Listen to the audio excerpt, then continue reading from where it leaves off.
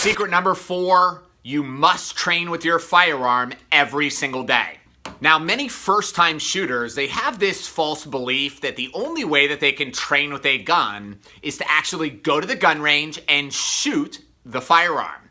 This is false. Only about 20% of your training should be with a live gun. 80% of your training should be what's called dry fire training.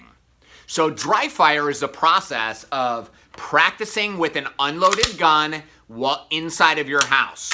Now, there are lots of different drills and things that you can do. Practice locking, releasing the slide, removing the mag, whatever. But there are some important rules that you have to follow if you're gonna perform dry weapons handling.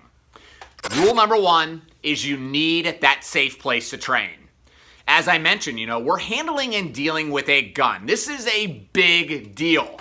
If you screw up, people can die. So we need to make sure that our training area is free from distractions.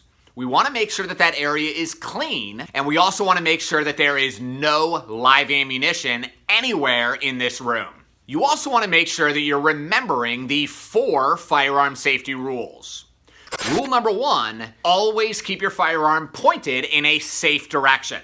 Rule number 2, always keep your finger off the trigger until you are ready to shoot. Rule number 3, always keep your firearm unloaded.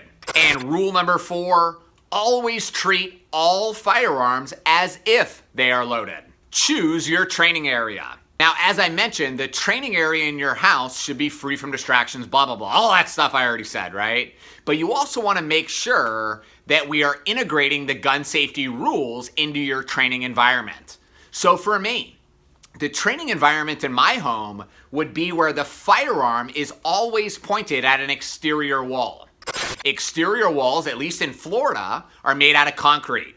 So no handgun bullet will penetrate the cinder block wall of my house.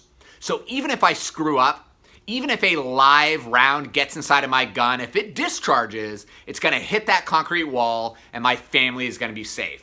Why would you think the interior walls are not acceptable? Interior walls are made of drywall, and bullets will travel through drywall like a hot knife through butter. Remove all live ammunition. Gun safety is a multi-layered approach so that if you mess up on one item, you're gonna be protected with another gun safety rule. So by getting rid of all of the live ammunition, you're able to keep you and your family safe. Safety check your firearm.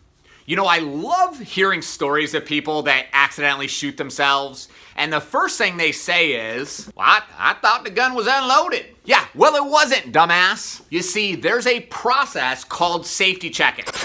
Safety checking is a process of making sure your gun is completely unloaded. It involves removing the magazine, locking the slide to the rear, inspecting the chamber, and inspecting the mag well. So now I know for sure this gun is unloaded. But safety checking the gun once is not enough. You actually need to perform the safety inspection before, during, and after use. We want to safety check our gun so much that we always know the current status of that gun. We never want to go based off of our memory because that's how accidents happen. Now, these are just a few of the concepts behind dry fire training. It's also important to note that you need to be performing the right dry weapons handling drills so that you can avoid creating training scars.